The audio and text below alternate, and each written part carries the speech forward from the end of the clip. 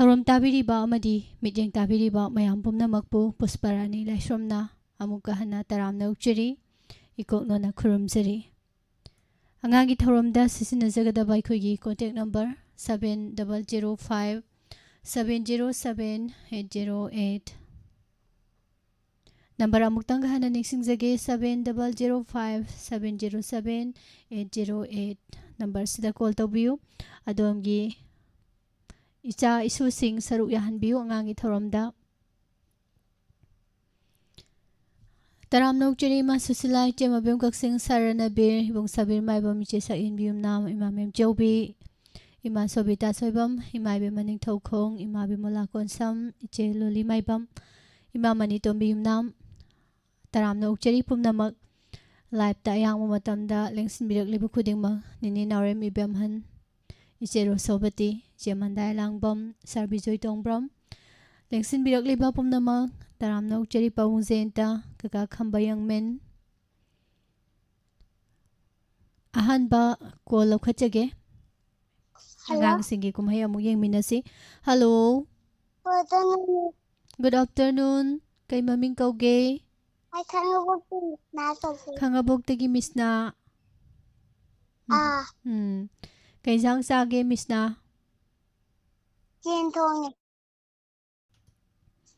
कनाना थोंगिनो पपाना थोंबा करी येनो थोंगिदो खंब्रा मिसना करी येनो खंब्रो थोंबदो खंगदिये अदो करी इसै सक्तुइनो करी इसै सक्तुइनो ताराब्रो मिसना Tare. करी इसै सक्तुइनो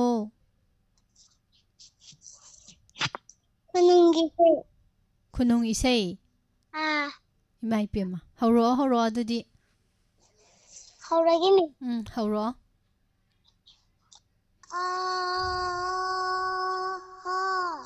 Thang thang thang naro, thang thang thang naro, roso thang naro. Ri ra ri ri hey, ri ra ri hey hey.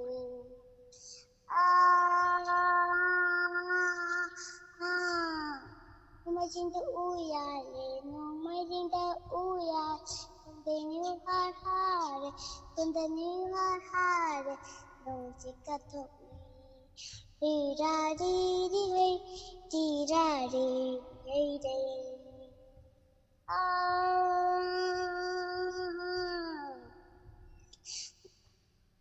Pantu bigi sumanga, pantu bigi suma.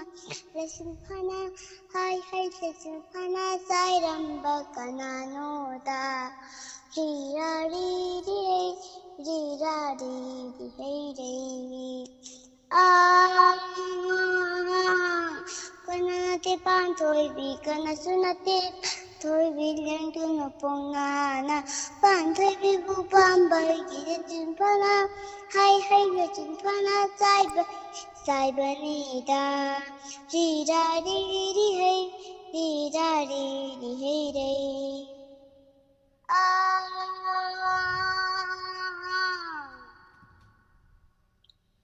Urung bi jindai bi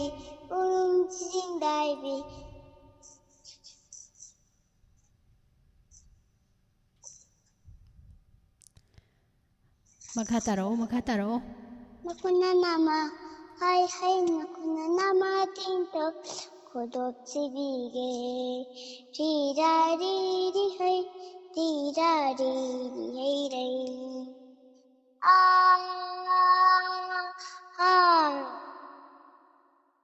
My pam jade, my pam jade, my da pam jade. Na koino purum ni pase pausina bayam. Ay nada hayen saura katawuna letam naraga. Nampina kuidum naraga. Phonmana kunjeng naraga. Thank you, Miss. loirabo kanana tambiri no isai sibo kanana takpige isai sibo Tina kanana Chichena. Chichena. Yam phajare misnagi sei yam nungaire ado isai phajana sai se yen thong ba chabai oira jalo mane Na. oh adudi mayam su yen thong ba loi ja tare ne ko isai phajana sakpa haina ba ado miss ki isai di tambidri ko miss na ja kaidongai tambiduino kaidongai tambiduino Papa ga mama ga laktuine. Papa ga mama ga laktuine ba ko adu ngai ri ko Hoi. Bye bye ngasigidi Papa.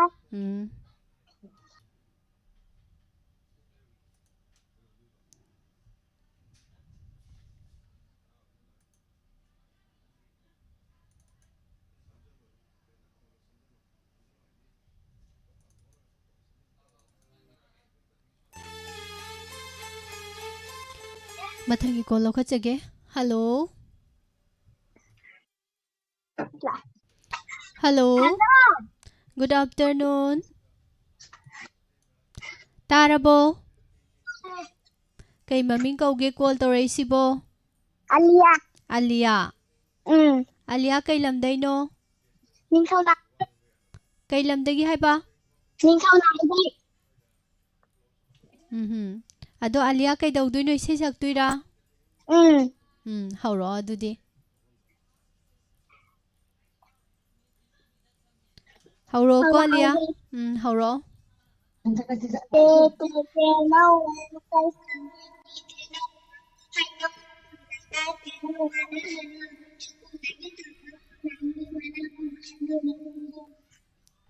tabro Alia loud speaker thadok pro mobile do thadok kano do thado di Alia na huji sai ngangi dom ta tadre mayam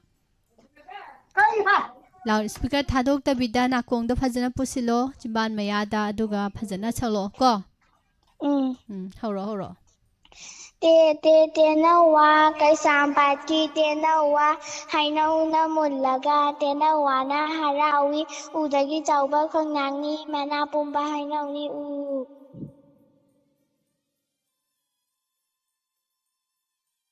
Lorba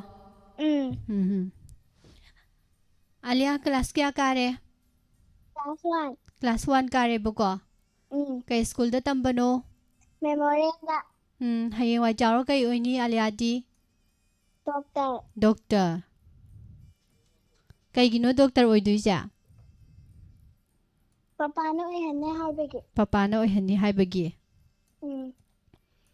ado papa na oihan banataba Alia di kari oininge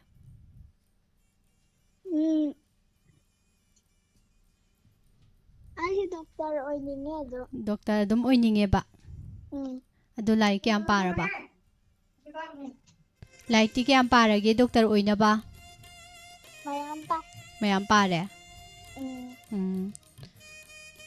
adudi mathang dadi kay tawrakani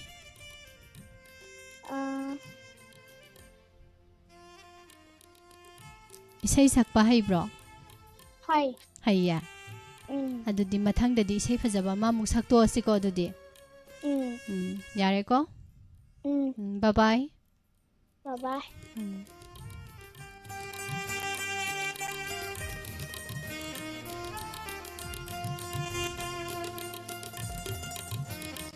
Thagatsari che Rosobati che sa NB ma sobita che mandai ma suchila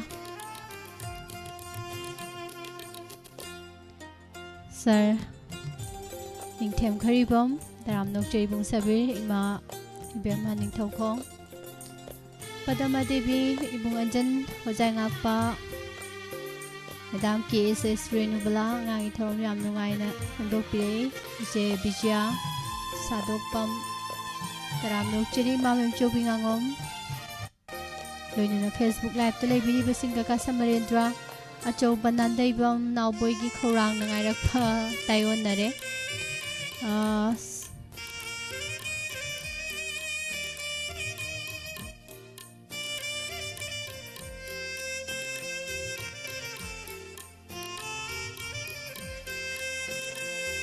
ꯑꯩꯈꯣꯏꯒꯤ ꯐꯦꯁꯕꯨꯛꯀꯤꯁꯦ ꯀꯦꯞꯁꯟꯁꯦ ꯊꯥꯕꯗ ꯅꯇꯩꯅꯅ ꯊꯥꯖꯜꯂꯝꯗꯅ ꯏꯕꯤꯔꯝꯃꯦ ꯑꯗꯣ ꯁꯦꯝꯗꯣꯛꯆꯒꯦ edit ꯇꯧꯖꯒꯦ ꯃꯊꯪꯒꯤ call ꯂꯧꯈꯠꯆꯔꯤ hello Hello, Miss. Good afternoon Good afternoon, Miss. ꯀꯩ ꯃꯃꯤꯡ ꯀꯧꯒꯦ Samaramdagi Ranita.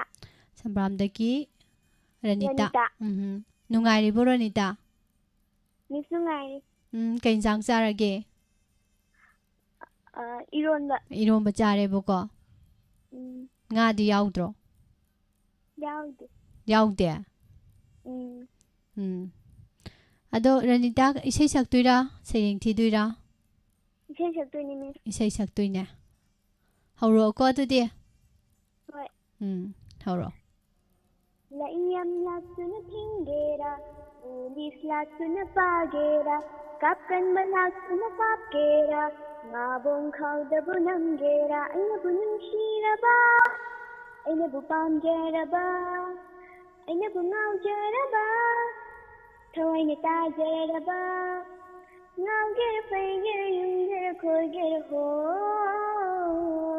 Yalani yalani yalani yalani yalani yalani yalani yalani yalani yalani yalani yalani namai paiduna yalani miyam nabu akaiba oijabadi taning bachaba setning basetpa miyam nabu akaiba tawjabadi laining balaiba pining bapiba kanana karibu haidunu thindunu migi mapotpu huranda sunatana ainabu nungshiraba ainabu ngawjaraba ainabu pamjaraba thawaina tajaraba ngawgera paigera yungera khorgera ho yalani yalani yalani yalani yalani yalani yalani yalani yalani yalani yalani yalani namai paiduna yalani nungsiba pidringai thamoy hana khangdoo matang nungsiba launam chawbani Umnamat oy dinaso launam na yomnabaso Umnamat oy dinaso launam na yomnabaso Aigi thawagi mabungodi nuknungi lai jagunduraba Wakhani thamoyni ho itasa Aigi thawagi mabungodi nuknungi lai jagunduraba Wakhani thamoyni ho itasa layam laksuna thingera police laksuna pagera kapkanba laksuna kapkera ngabong khawdabu namgera ainabu nungshiraba ainabu pamjaraba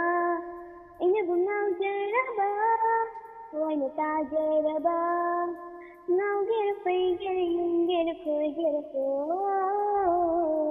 Yalani yalani yalani yalani yalani yalani yalani yalani yalani yalani yalani yalani namai paiduna yalani yalani yalani yalani yalani yalani yalani yalani yalani yalani yalani namai paiduna yalani Miss ꯋꯥꯎ ꯌꯥꯝ ꯐꯖꯈ꯭ꯔꯦ ꯔꯅꯤꯇꯥꯒꯤ ꯏꯁꯩ ꯐꯖꯕ ꯑꯃ ꯉꯥꯡꯊꯣꯔꯛꯑꯦ ꯑꯗꯣ ꯔꯅꯤꯇꯥ ꯃꯣꯕꯥꯏꯜꯗ ꯀꯩꯀꯩ ꯌꯦꯡꯉꯦ Howjikti Miss phone paidreda phone ꯄꯥꯏꯗ꯭ꯔꯦ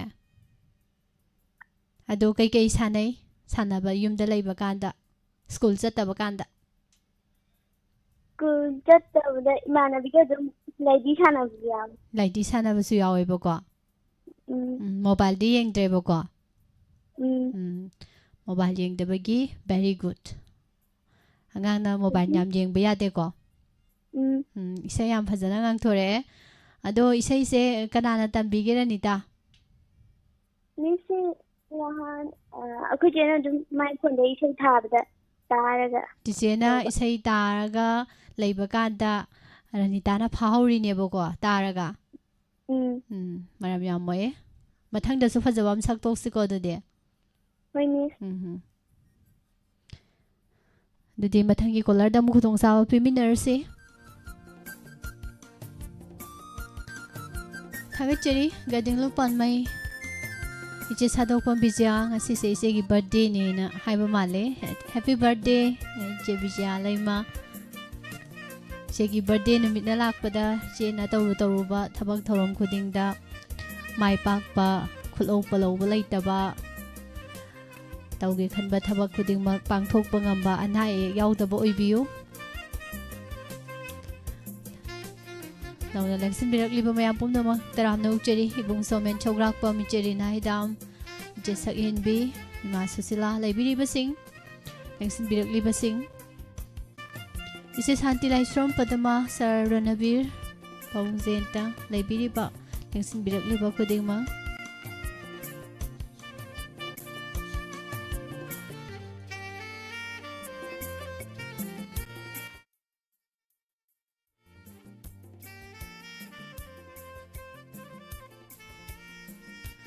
Mathangi kolam mung lokhat jage loinana Facebook live ta laibiri basing Taibangan bi mangang good afternoon nauton angomcha achoba nandaibam sir thagacheri ka kasamari droise indu Madam Ningthau Zamala good afternoon thagacheri kolokhat jage mo Hello Hello. Good afternoon Good afternoon, Miss. Kay maming kauge call taraisibo Chandrakongegi Sinthangambi. Sinthangambi kay jang jage Ngaga Laphuga Thongba. Kaino ngaga laphuga thong yabro haisibo Yes. Laphu iromba nataba Natte. ngaga thongiba kanan thongiba mamana thongiba hawbro dubo hawa Okay adudi horen khoisu thong amta sa tare nga maru yawbro yawdobro yawa fazana malaga cha thokre ko adudi Hoi. ado sinthang ambi ke dawdoino isai saktoira isai sakke hatu satkino du sakpa haibro haite ba adudi sinthang ambi na saktuibe isai do kari isai no hawro ko Hoi. hawro I had over the quite babuna lyric powder high. I had over the quite babuna lyric powder high. Ho, I know kumi per kaloid and mobile finding mobile yening ho, games and I had over the quite babuna lyric powder high. I had over the quite babuna lyric powder high. Ho, I know kumi exam lyric mobile finding mobile yening ho, games and Atop ningai tawi hydra mobile fiber diabo. I buna ahani angang mana no hydra. Atop ningai tawi hydra mobile fiber diabo. I buna ahani angang mana no hydra ha. Jago janing de mobile hana paige. Just story ngai I lona matke. Jago janing de mobile hana paige. Just story ngai I lona matke. It's like pretty, black like to tap walk. Free fire max fence, like a lemma balizen. Free fire max fence, like a lemma balizen. Jaka chang de mobile hana paige. Last story ngai I lona matke. Jaka chang de mobile hana paige. Last story ngai I lona matke. Let me Sinthang ambi aseng bai su pai bro du maina lona tarabo pai ya mobile pai ra ka yengi ba Haujiki sai du yengi ba imai pe mai haugalaga chenjagrage da atai di yeng dry ja Hai ni samaga salaki sai ngai ko ne sa u ne sai wari sa gi je ba ngai ha Hoi atai di kai kai yenge bai sai na ta ba Loi yengi kai no hairo maming hairo yeng bajing do hairo Jo khumayane aduga hojiki sai dune aduga MARISM ꯑꯗꯨ ꯑꯍꯨꯝꯗ ꯈꯛꯇ ꯌꯦꯡꯉꯦ ꯑꯩꯗꯤ ꯖꯣꯈꯨ ꯃꯌꯥ ꯍꯥꯏꯕ ꯑꯥ ꯖꯣꯈꯨ ꯃꯌꯥ ꯍꯥꯏꯁꯦ ꯀꯃꯥꯏꯅ ꯇꯧꯒꯦ ꯀꯃꯥꯏ ꯇꯧꯏ ꯋꯥꯔꯤ ꯈꯔ ꯂꯤꯔꯛꯎꯅꯦ ꯃꯤꯁ ꯑꯗꯨꯒꯤ ꯏꯁꯩ ꯑꯣꯏꯅ ꯁꯛꯂꯛꯀꯦ 이세요 이살라게 살로 살로 조코마야 조키비나 베라다리다이나 차추마야 줌바리 주토거리다이나 조코마야 조키비나 베라다리다이나 차추마야 줌바리 주토거리다이나 마야 마야 너 호수 감차야 마야 마야 너 호수 감차야 잘해 마이비마 모바일기 마람다디 아한데기 안강나 땀동나때 안강데 henna 땀동니 도 ям 줌도레니 tawisi 게임디 사 아마디 하영 사오보고 마탕기다 뭐 ꯍꯣꯏ 아도 게임디 사나드로 사나데 사나바 말리다 사나데 사나데 보고 응 사나봐야 되고 게임 사나봐야 되고 ꯍꯣꯏ 아도 이세이 좀 예행하면 댄스 하람도 말리 하이브라 자고이가 하이야 하이행 지다 노마 락바다 두디 자고이가 또 사독부 따레니고 파레 파레 아두디 ngasi기디 바이바이 오열시고 ꯍꯣꯏ 야레고 ꯍꯣꯏ 호이 하이바야 데 그리 하이가다바 thank you 호이 미스 하이가다바고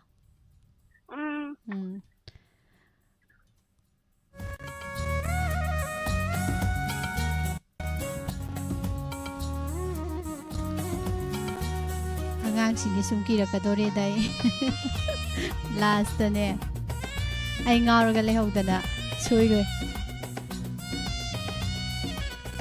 ꯀꯀꯥ ꯁꯦꯅꯥꯄꯇꯤ ꯇꯔꯥꯝ ꯅꯧꯆꯔꯤ ꯃꯦꯗꯥꯝ ꯇꯣꯝꯕꯤ ꯅꯣꯡꯊꯣꯝꯕꯝ ꯊꯥꯒꯠꯆꯔꯤ ꯏꯃꯥ Soibam Sheela hello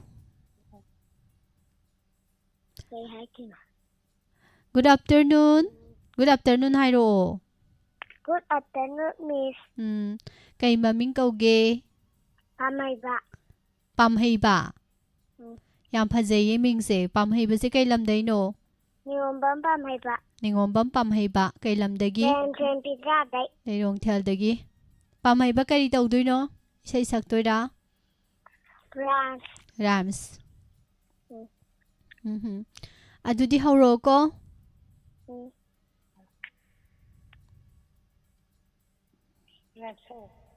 Are you sleeping? Are you sleeping? Butter John, morning is ringing, ding ding dong, ding ding dong.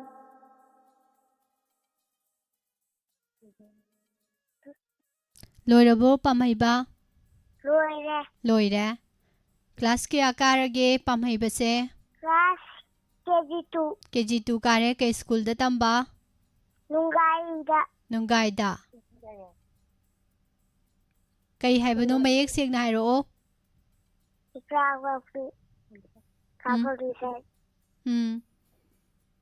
ꯑꯗꯣ ꯄꯥꯝꯍꯩꯕ ꯀꯩ ꯏꯟꯖꯥꯡ ꯆꯥꯒꯦ ꯉꯁꯤ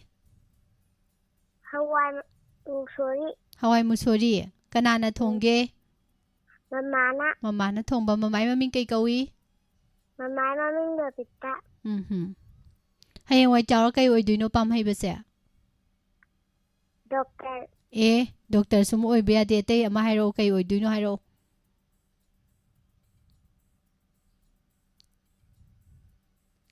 ꯂꯩꯇ꯭ꯔꯦ ꯗꯣꯛꯇꯔ ꯑꯣꯏꯗꯣꯔꯦ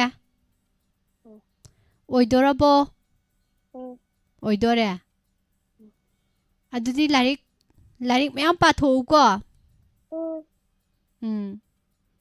ꯌꯥꯔꯦꯀꯣ ꯑꯗꯨꯗꯤ Thank you, Miss. Welcome.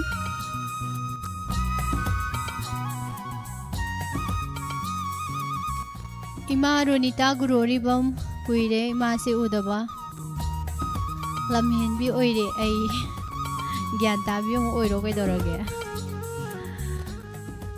ꯃꯌꯥꯝꯅ ꯔꯦꯗꯤꯑꯣꯗ ꯀꯩꯅꯣ ꯃꯤꯁ ꯄꯨꯁꯄꯥꯔꯥꯅꯤꯅ ꯍꯥꯏꯁꯦ ꯈꯜꯂꯝ ꯇꯥꯔꯦ ꯑꯥꯏꯗꯤꯅꯤꯀꯣ ꯑꯩ ꯄꯥꯏꯁꯦ ꯂꯝꯍꯦꯟꯕꯤ ꯑꯣꯏꯔꯦ ꯑꯩꯈꯣꯏ ꯃꯤꯡꯁꯦ ꯁꯨꯃꯥꯏꯅ ꯊꯣꯛꯄꯅꯦꯕꯀꯣ ꯑꯗ ꯑꯩꯅ ꯂꯝꯍꯦꯟꯕꯤ ꯑꯣꯏꯔꯦ ꯍꯥꯏꯁꯦ ꯒ꯭ꯌꯥꯟ ꯇꯥꯕꯤ ꯑꯣꯏꯔꯦꯅ ꯑꯃꯨꯛ ꯁꯦꯝꯗꯣꯛꯑꯣ ꯍꯥꯏꯅꯦ ꯑꯩꯅ ꯍꯥꯏꯁꯦ ꯊꯥꯒꯠꯆꯔꯤ ꯊꯧꯔꯝ ꯅꯨꯡꯉꯥꯏꯅ ꯇꯥꯕꯤꯕ ꯌꯦꯡꯕꯤꯕ hello Hello. Good afternoon Good afternoon. ꯀꯩ ꯃꯃꯤꯡ ꯀꯧꯒꯦ ꯀꯣꯜ ꯇꯧꯔꯛꯏꯁꯤꯕꯣ Lamjingbi. ꯂꯝꯖꯤꯡꯕꯤ ꯀꯩ ꯂꯝꯗꯩꯅꯣ Nongpok Sengmai. ꯅꯣꯡꯄꯣꯛ ꯁꯦꯛꯃꯥꯏꯒꯤ ꯂꯝꯖꯤꯡꯕꯤ ꯀꯩ ꯏꯁꯩ ꯁꯛꯇꯣꯏꯅꯣ Rice. Rhymes Sige.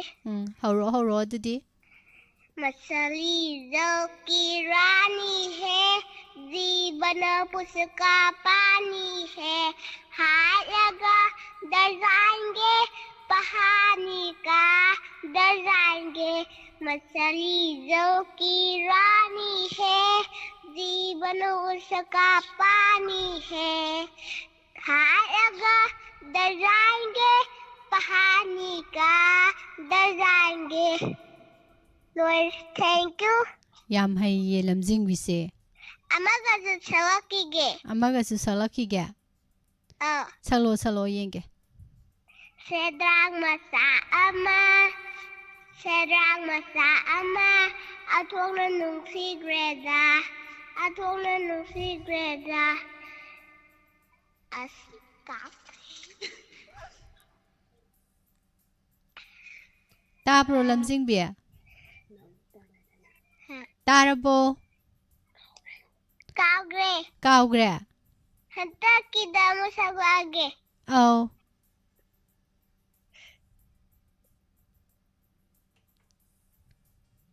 ꯌꯥꯔꯕꯣ Yare. ꯑꯗꯣ ꯂꯝꯖꯤꯡꯕꯤ ꯍꯧꯖꯤꯛꯀꯤ ꯑꯊꯣꯛꯅ ꯍꯥꯏꯗꯨ ꯀꯩ ꯍꯥꯏꯅꯣ ꯑꯊꯣꯛꯅ ꯍꯥꯏꯗꯨ ꯀꯩ ꯍꯥꯏꯅꯣ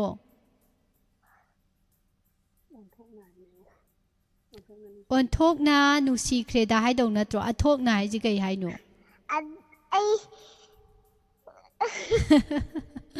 ꯀꯩꯗꯧꯔꯤꯅꯣꯕꯗꯣ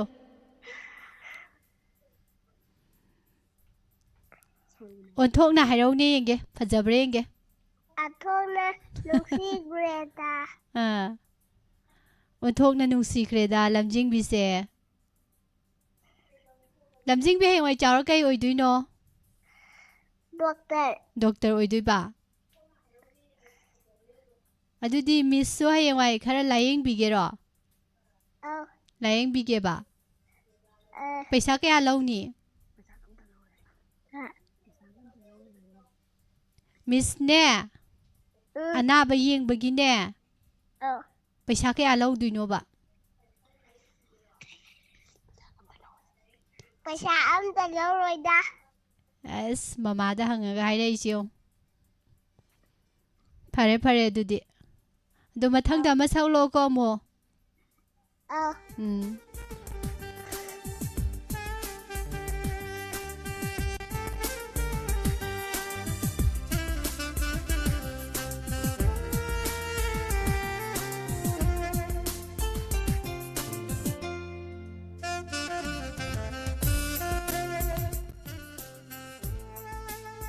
Hello. Hello, good afternoon, Miss. Good afternoon. Call to raise you kanano. Brahman Mika, the Khaiba Malem. Malem kay jang sarage.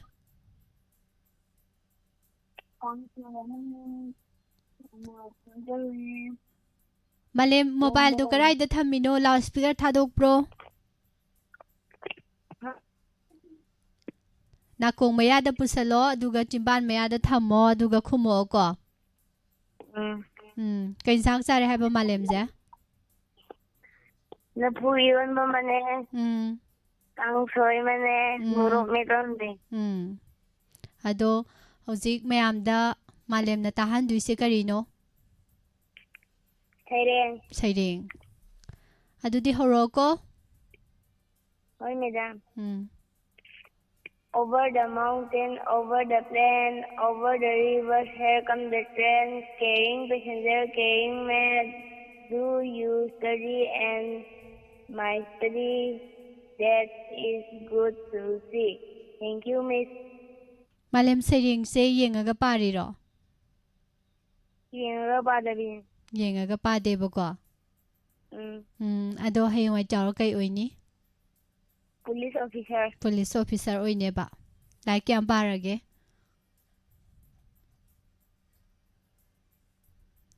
Kay gino malem like yang pare. Ha? Yang pare. Yang pare boko hasin banate. Oy da bangang de ko. Police. Police oini.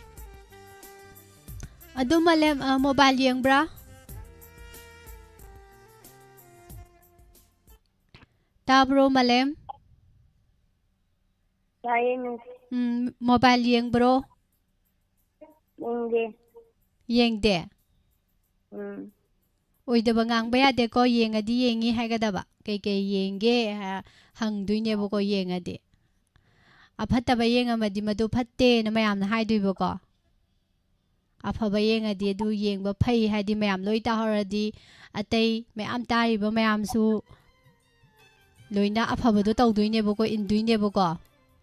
Hoy, Miss. Aduna oy da ba ngang baya de oy da ba ngang baya de. Hoy, Miss. Mathang da su dudi sayang phajaba ma thirasi ko.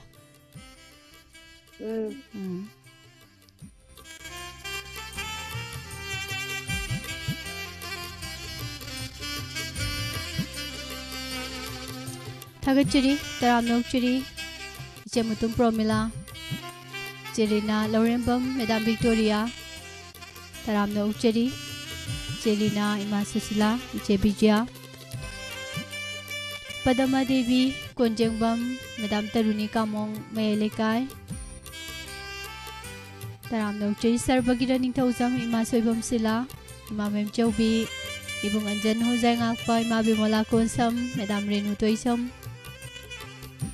Ibung Sabi Iche Asalata Babung Zeta Laibiri ba mayam Thagachari. Hello. Hello, Miss. Good afternoon. Good afternoon, Miss. Call tore sibu kana orabano.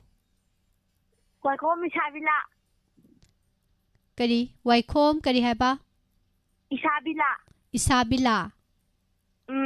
Kanana thonbiri no ming sibo. Mamana. Mamana thonbiri ba. Isabala haibo ko. Isabila. Ado kay lamdagi no Isabila se? Kwaksify-dagi. Kwaksify-dagi. Ado housing mayamda kay tahandoy no? Isay. Isay. Hauro dudi. Liklay baho lai ning thâu. Bari bangal hapiyu. Hai ba in da ichagi. Nang na thâu na bibiyu.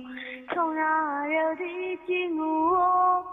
Asi thong bo thiên biyu. Thâu ai mang ai ichagi. I tha si i da si na biyu. Tha mùi khang vi hâu ra bi. Mama oi bi punchigi. Lai ma rêu di si da bi. Nang na lam di tak biyu. Lik lai ba ho lai ning thâu. Bari bangal hapiyu. Hai ba in da ichagi. Nang na thâu na bibiyu. Sa fi lang si thung ba do. Nấu ra nàng đi xa bán đa. Bác chạy không ni imana. Nhưng bởi đi hên ngắm giờ đi. Nó vui đâu khi thang lên đô. Nắng nó lại bật cậy lá cơ. Hoàng na hai đâu ngờ đô. Ima yên bà ngầm đi ye. Lịch lại bà hô lại nhìn thâu. Và đi bằng gái hát phiêu. Hai bà yên và ít cha kia. Nang na thâu na bibiyu. Ting khang tông bông thiên na ni. Lam gi sa su thok lap ni. Lai âm si lam na lu ni. Ima lai khana bige. Na shung na ma na baga. Khajik khajik cha min nâu. Lada chak yom yom bige kuna in mani khan hoge warak laba matanda imarai kaunuko nang nalambi khandraka ima haina kaura u Hona launa kumakke pari lambi makhino dekta kaida hala Ikheng laktamaniyo nang natumbhalepadi nathamoida mai chasi pomli boirido lanpam mai kei pangbada mitlu irang hobadi haidanayo ainadi haiba inde pari nang liklai ba holai ningthom pari pangal hapiyu haiba inde ichagi nang na thona pibiyu thona redi chinguo asi thongu thimbiyu thawai mangai ichagi Ithasi da sinadiyu. Thank you, Miss. Sayam Fazakre, Sabalagi. Class Kya Kare Sabala? Class 5. Class 5 Kare Baka School Tamba? Mother's Prayer Academy.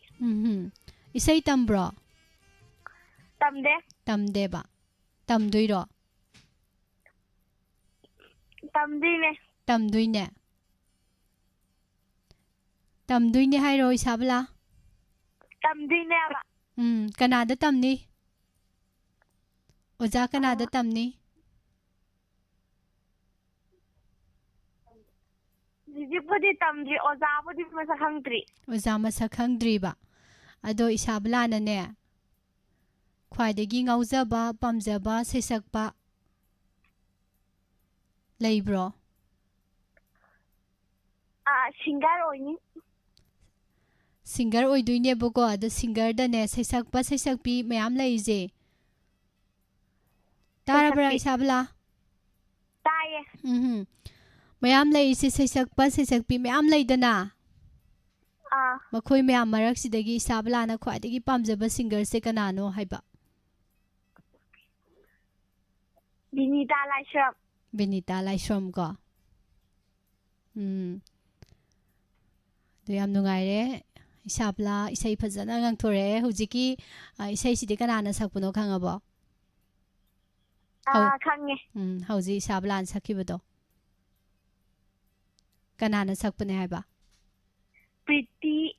Pretty yum namna. Kaigino singnarap tawna khumido kaigino. Pretty yum namna sakpa ado Isabla na su yam phajana saktokre oja Pretty da gita dana ko. Ado hewai singer ama oige khalabani isay mayam ama sakpa haijan ba isay oraiba madarkar oiba ko. Tabro? Taye. Taye misayo. Taye miss. Phajana isay sakpi artist oige hardine bebar phajana haigadawba oja ubada oja gana ko.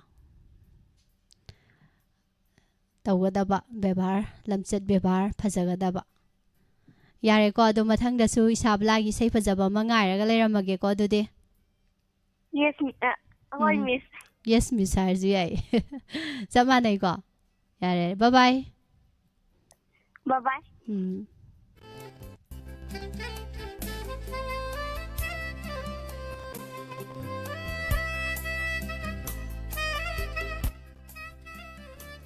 Hello. Hello. Komdre. Hello. Good afternoon, Miss. Good afternoon. Call Pire Sibu Kanano. Miss Yaifabi. Yaifabi ne. Nungari bro Yaifabi? Miss Nungairi. Nungari bogo. Miss. Yaifabi oigi lamse kari ni haiba? Miss Sangai Kong. Sangai Kong. Adudi Yaifabi se hauji isay saktuira sayeng thiduira. Incoming voice call from Call tat khre Yaifabi gi network se khar nungai tre. Amo hala tawro. Hello. Hello. Good afternoon. Good afternoon, Miss. Kitang kan na kumaw ko. Maram mokpa manaba kitang kan na kumaw ba? Good afternoon, Miss. Kay maming kauge. Langam. Nung po siya magi langambi. O nung po siyang may gilam ngan bine ba? Kay jang sage. Iromba chaya. Ya haurak tribo. Haure a.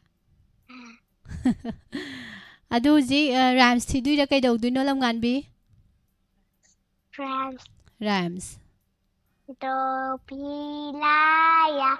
Do pilaya. Kaparangkir. Kaparangkir. Kepi kapelaya. Kipi kapelaya. Dodil. Sat pasay. Sat ano. Miss Lore. Loirabo. Yam phajaye. Aingonda som ta tambiyo Mr. som ta tambiyo dana lam ngan bi. Phajaba ram sam ta tambiyo ne. Tanba yade maramok taba yade ko maramok tardi ne. Inspector tayay da takthoga phuhanjani. Amta tambiyo.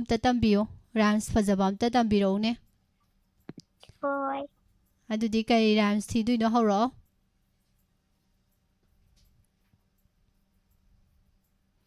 Phajabani ko tambi dui ja. Horo Miss na sum khumak tui ni lam ngan bi na hairaga.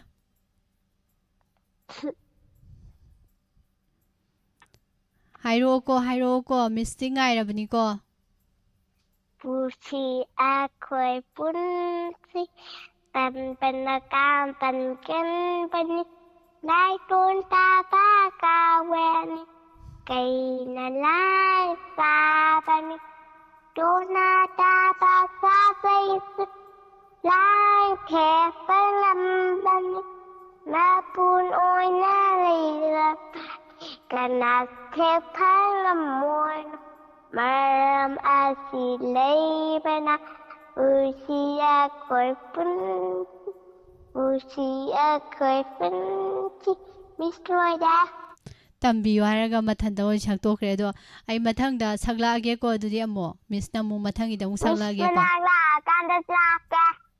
Kay hai pa? Miss kanda. Sakani gai ba. Miss ki manakta la akanda tambi dui ba. Adu kay dong ai lak tui no. Ngarang lak tui ro hayeng lak tui ro. Hayeng. Adu di ngai ramage ko. Hoy. Yare ko. Hoy. Kari hayo hai ba Miss na kari hayo hai ba wa haira kanda.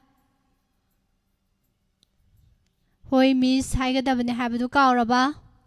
Kante. Bye bye. Thank you, Miss. Welcome.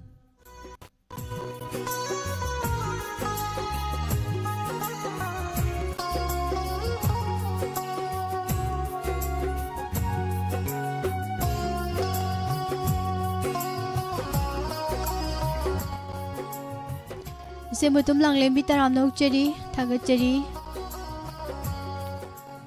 Sir ningthem ba kharibam kaka lai somrata angang ni hingri angang da henjelu ya ponte hausi angang chingina sanglai bi sei jing ka matem ta ga salo ga hadi ne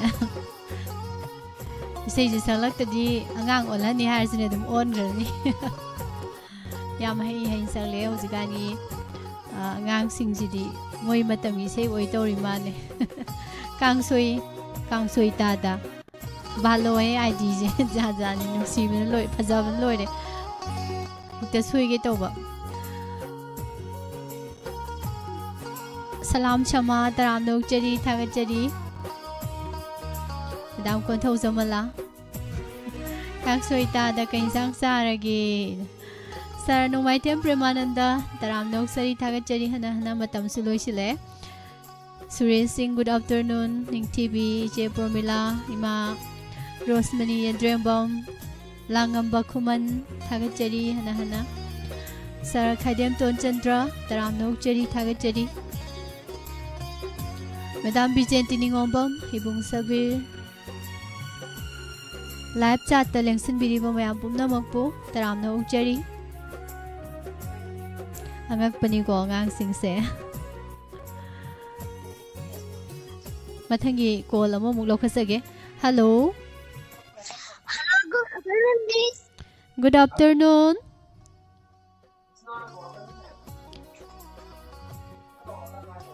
Call to race bu kanano Sarungomdagi, Madam Sujoga. Thoi ba nungai bro Nungairi. Nungai ri ye Adu mai khum gano haidro thoi ba kamai khum mo haiba Thoi ba nungai bra hangadi kamai khum makani Nungairi, Miss. Adu kai sang sarage thoi ba bo Hawa Songa. Hawai thong ba chaiye miss haigadaba Talle Adu kai dawduine ba Sareng Tiga. Amuksu tawre saireng thige miss haigadaba Oh, Au kai Hauro ko dadi thoi ba hoi. Mickey's on the way. Picking up stars. Down came an engine and broke Mickey's board. Ah, said Mickey, that's not fair. Oh, said the engine driver. I don't get thank you, miss. Thoi ba hojiki saireng dubu kari hairino Lambi, train ki lambi na sanaba.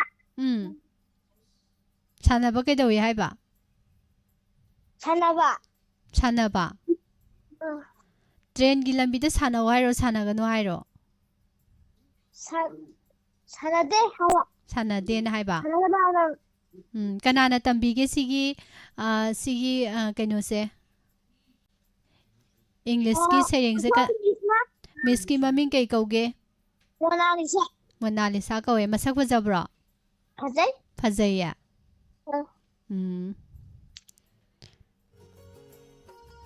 Ado Mathangi collar da mu khudong ja pirasi ko thoi ba du de Hoi, miss. Chume hoi miss to chume yare ko bye bye Thank you, miss. Welcome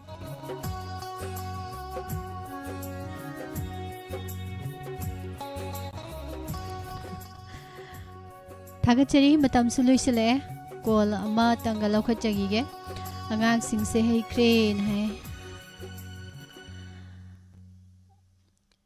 Seram Chures Nuxi Dromis Anga Oringe Kanabado Ozi Patan Kanaraga Lerga Mungne, Koi Titinabado, Koi Go Nabado, the Kaudi Gowning, and they go with the Hangamda, Machi the Gane. The winter minutes Hanabado, the Yawning Amane, Sanabo, give the go. Sanabadi Yawning, Yauga has to Hangamda. Say Kanagramina, Ikainagi the Nabuko. Ahanga Nganga de Ikai Kang was a gang hin bunny. And a gang wing at it. And young Lucy. Ado Mado Hujiki Kudong Sabas and Madame de Dipang de God, the book Sakalakagi Matung in a home for my mama, laughed and a city. Angang singing conjel. Yum tong coding the radio sigi signet Pangwa Panguding Makta.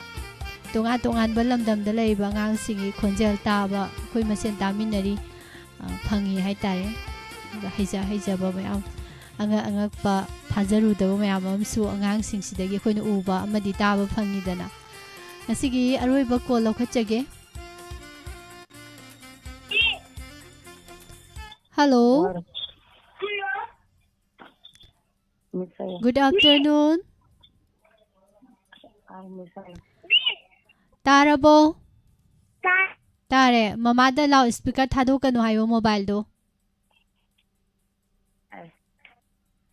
Thadre call paire si kai maming kauge Hai tani Tare dum hairo kai maming kauge Aku mo sambang hairo to Thadre kai haiba ꯇꯥꯗ꯭ꯔꯦ ꯇꯥꯗꯔꯦ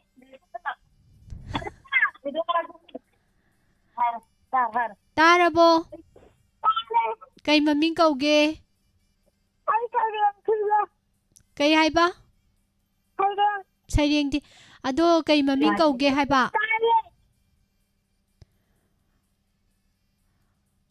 ꯀꯩ ꯃꯃꯤꯡ ꯀꯧꯒꯦ ꯏꯆꯥ ꯊꯣꯏꯕ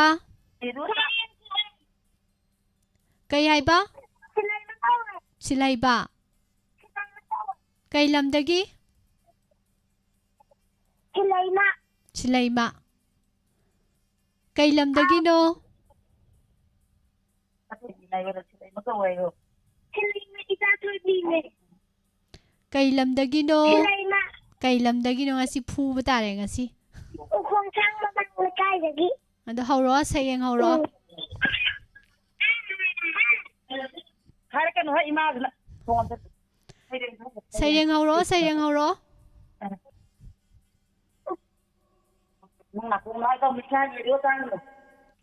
radio ꯇꯥꯕ ꯌꯥꯗꯦ ꯃꯤ ꯔꯦꯗꯤꯑꯣꯗꯣ ꯃꯨꯊꯠꯂꯣ ꯃꯃꯥ ꯂꯩꯕꯤꯗꯨꯅ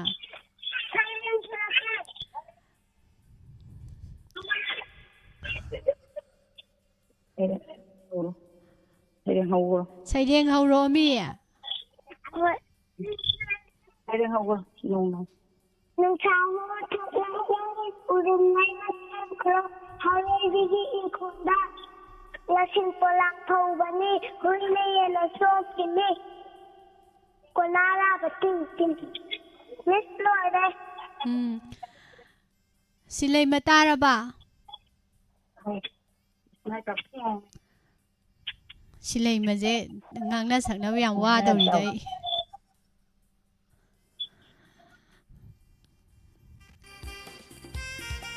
ꯑꯉꯥꯡꯗ ꯁꯥꯎ ꯌꯥꯗꯦ ꯑꯍꯟꯗ ꯁꯥꯎꯗꯧꯅꯤ ꯔꯦꯗꯤꯑꯣ ꯊꯥꯖꯟꯗꯅ ꯊꯝꯃꯦ ꯑꯁꯣꯝꯗ ꯉꯥꯡꯕꯗꯨ ꯑꯗꯨꯝ ꯇꯥ ꯂꯩꯔꯦ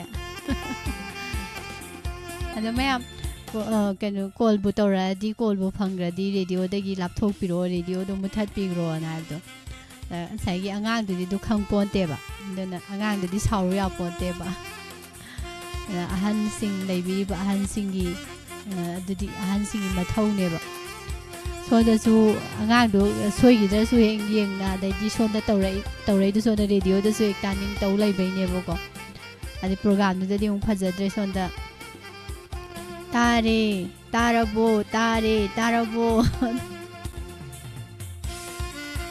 ꯑꯔꯣꯏꯕ ꯀꯣꯜ ꯑꯣꯏꯖꯈ꯭ꯔꯦ ꯃꯈꯥ ꯇꯥꯔꯛꯄ ꯀꯣꯜ ꯂꯧꯈꯠꯆꯗ꯭ꯔꯦ ꯑꯉꯥꯡ ꯃꯌꯥꯝ ꯑꯃ ꯀꯣꯜꯗꯤ ꯐꯪꯉꯝꯃꯣꯏꯗꯣꯏꯅꯤ ꯑꯗꯨꯕꯨ ꯑꯗꯨꯝ ꯅꯣꯡꯃꯥꯏꯖꯤꯡ ꯅꯨꯃꯤꯠ ꯈꯨꯗꯤꯡꯒꯤ ꯂꯦꯞꯄ ꯂꯩꯇꯅ ꯁꯟꯗꯣꯛꯂꯤꯕ ꯊꯧꯔꯝꯅꯤ ꯃꯊꯪꯒꯤꯗ ꯁꯣꯏꯗꯅ ꯇ꯭ꯔꯥꯏ ꯇꯧꯁꯤ ꯑꯗꯨꯒ ꯀꯣꯜ ꯐꯪꯗ꯭ꯔꯦ ꯏꯁꯩ ꯁꯛꯄ ꯐꯪꯗ꯭ꯔꯦꯅ ꯀꯞꯄ ꯌꯥꯗꯦ ꯀꯞꯄꯦꯅ ꯍꯥꯏꯔꯗꯤ ꯁꯥꯎꯗꯣꯏꯅꯤ ꯏꯟꯁꯄꯦꯛꯇꯔ ꯇꯌꯥꯏꯗ ꯇꯥꯛꯊꯣꯛꯇꯣꯏꯅꯤ ꯑꯗꯨꯅ ꯃꯊꯪꯒꯤ ꯁꯟꯗꯦꯗ ꯉꯥꯏꯔꯁꯤ ꯃꯌꯥꯝ ꯄꯨꯝꯅꯃꯛ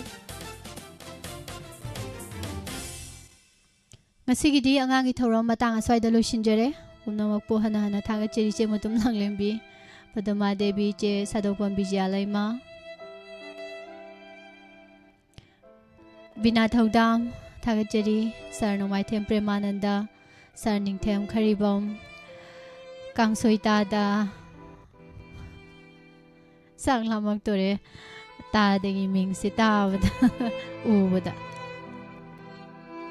ꯏꯃꯥ ꯃꯅꯤꯁꯅꯥ ꯑꯥꯔꯀꯦ ꯏꯆꯦ ꯃꯇꯨꯝ ꯂꯥꯡꯂꯦꯝꯕꯤ ꯃꯦꯗꯥꯝ ꯕꯤꯖꯦꯟꯇꯤ ꯅꯤꯉꯣꯝꯕꯝ ꯒꯥꯏꯗꯤꯡ ꯂꯨꯞ ꯄꯥꯟꯃꯩ ꯏꯆꯦ ꯃꯇꯨꯝ ꯄ꯭ꯔꯣꯃꯤꯂꯥ ꯃꯦꯗꯥꯝ ꯂꯧꯔꯦꯝꯕꯝ ꯚꯤꯛꯇꯣꯔꯤꯌꯥ ꯊꯥꯒꯠꯆꯔꯤ ꯑꯉꯥꯡ ꯑꯣꯏꯔꯤꯉꯩ ꯑꯋꯥꯕꯁꯨ ꯈꯪꯗꯦ ꯁꯥꯟꯅꯕꯅ ꯏꯊꯧꯅꯤꯗꯣ ꯍꯧꯖꯤꯛꯇ ꯅꯤꯡꯁꯤꯡꯂꯛꯑꯦ ꯃꯇꯝꯗꯣ ꯌꯥꯝꯅ ꯅꯨꯡꯉꯥꯏꯈꯤꯕꯅꯤ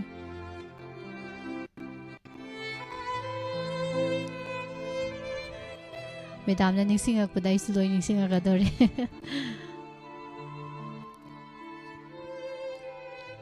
ꯍꯛꯆꯥꯡꯁꯨ ꯑꯗꯨꯝ ꯐꯩꯀꯣ ꯀꯣꯏꯆꯦꯟ ꯆꯦꯜ ꯂꯩꯔꯕꯅꯤꯅꯀꯣ ꯑꯗꯩꯗꯤ ꯃꯇꯝꯗꯨꯗꯗꯤ ꯑꯍꯜ ꯂꯃꯟ ꯌꯨꯝꯒꯤ ꯃꯃꯥ ꯕꯕꯥ ꯑꯗꯒꯤ ꯂꯩꯔꯤꯕ ꯗꯗꯥ ꯑꯣꯏꯒꯦꯔꯥ ꯏꯆꯦ ꯑꯣꯏꯒꯦꯔꯥ ꯀꯀꯥ ꯑꯣꯏꯒꯦꯔꯥ ꯅꯤꯅꯦ ꯑꯣꯏꯒꯦꯔꯥ ꯃꯌꯥꯝꯅ ꯍꯥꯏꯕꯗꯣ ꯂꯣꯏ ꯀꯤꯅ ꯍꯪꯒꯣꯏꯅ ꯆꯠꯂꯦ ꯐꯨꯅꯤ ꯆꯩꯅꯤ ꯈꯟꯕꯗ ꯀꯤꯖꯩꯕꯀꯣ ꯑꯗꯨꯅ ꯍꯥꯏꯗꯤ ꯊꯕꯛ ꯑꯃ ꯀꯩꯅꯣ ꯇꯧꯕ ꯀꯥꯟꯗ ꯑꯩꯈꯣꯏꯅ ꯉꯝꯕ ꯆꯍꯤ ꯃꯇꯥꯡꯗꯨꯒꯤ ꯊꯕꯛ ꯊꯧꯔꯝ ꯂꯩꯔꯛꯄꯗ ꯍꯣꯔꯦꯟ ꯉꯥꯡꯗꯅꯕ ꯆꯩꯗꯅꯕ ꯍꯥꯏꯗꯅ ꯂꯣꯏꯅꯁꯨ ꯇꯧꯏ ꯑꯗꯒꯤ ꯁꯥꯟꯅꯕꯁꯨ ꯅꯪꯅꯕ ꯁ꯭ꯀꯨꯜ ꯆꯠꯅꯕ ꯑꯗꯒꯤ ꯂꯥꯏꯔꯤꯛ ꯄꯥꯕꯒꯤ ꯍꯧꯖꯤꯛꯇꯤ ꯇ꯭ꯌꯨꯁꯟ ꯑꯣꯏꯅ ꯑꯌꯥꯝꯕ ꯂꯣꯏ ꯇꯧꯔꯦ ꯃꯇꯝꯗꯨꯗꯗꯤ ꯇ꯭ꯌꯨꯁꯟꯒꯁꯦ ꯑꯗꯨꯝ ꯇꯧꯗꯕꯤꯗ ꯌꯨꯝꯗꯒ ꯄꯥꯕ ꯑꯗꯩ ꯇ꯭ꯌꯨꯁꯟ ꯆꯠꯂꯒꯁꯨ ꯆꯠꯂꯦꯀꯣ ꯅꯨꯡꯁꯤ ꯃꯦꯗꯥꯝ ꯄꯨꯔꯅꯤꯃꯥꯁꯤ ꯑꯣꯏꯅ ꯊꯥꯒꯠꯆꯔꯤ ꯄꯥꯕꯨꯡ ꯖꯌꯦꯟꯇ ꯊꯥꯒꯠꯆꯔꯤ ꯍꯟꯅ ꯍꯟꯅ ꯏꯕꯨꯡ ꯅꯤꯃꯥꯏ ꯈꯨꯟꯗ꯭ꯔꯥꯛꯄꯝ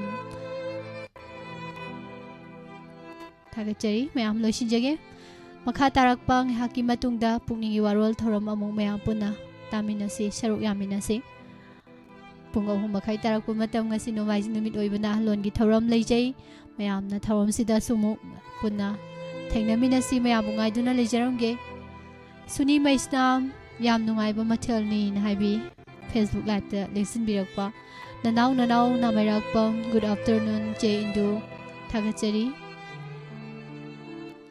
ꯆꯤꯡꯂꯦꯟ ꯁꯤꯅꯥꯝ ꯑꯉꯥꯡꯁꯤꯡꯁꯦ ꯌꯥꯝ ꯅꯨꯡꯁꯤ ꯌꯥꯝ ꯍꯩꯅ ꯍꯥꯏꯕꯤ ꯁ꯭ꯌꯥꯝ ꯁꯨꯟꯗꯔ ꯂꯚ ꯍꯥꯏ ꯁꯤꯃꯥ ꯊꯣꯛꯄꯝ ꯒꯨꯗ ꯑꯥꯐꯇꯔꯅꯨꯟ ꯏꯃꯥ ꯔꯣꯅꯤꯇꯥ ꯒꯨꯔꯨ ꯑꯔꯤꯕꯝ ꯊꯥꯒꯠꯆꯔꯤ ꯂꯝꯍꯦꯟꯕꯤ ꯑꯣꯏꯔꯦ ꯑꯩ ꯑꯥꯏꯗꯤ ꯂꯩꯕꯤꯔꯤꯕ ꯉꯁꯤꯒꯤ ꯐꯦꯁꯕꯨꯛ ꯂꯥꯏꯚꯇ ꯂꯦꯡꯁꯤꯟꯕꯤꯔꯛꯇꯅ ꯀꯣꯃꯦꯟ ꯑꯃꯃꯝꯇꯪ ꯊꯝꯕꯤꯔꯝꯕ ꯌꯥꯝ ꯅꯨꯡꯉꯥꯏ ꯁꯤꯌꯔ ꯇꯧꯕꯤꯕ ꯑꯃꯗꯤ ꯐꯣꯂꯣꯋꯔ ꯑꯣꯏꯕꯤꯕ ꯈꯨꯗꯤꯡꯃꯛꯄꯨꯁꯨ ꯍꯥꯏꯅꯤꯡꯉꯥꯏ ꯂꯩꯇꯅ ꯊꯥꯒꯠꯆꯔꯤ ꯍꯧꯖꯤꯛꯀꯤꯗꯤ ꯃꯌꯥꯝꯗꯒꯤ ꯂꯥꯞꯊꯣꯛꯆꯕꯒꯤ ꯑꯌꯥꯕꯗꯨ ꯂꯧꯖꯔꯤ ꯑꯃꯨꯛꯀ ꯍꯟꯅ ꯄꯨꯁꯄꯥꯔꯥꯅꯤ ꯂꯥꯏꯁ꯭ꯔꯝꯅ ꯈꯨꯔꯨꯝꯖꯔꯤ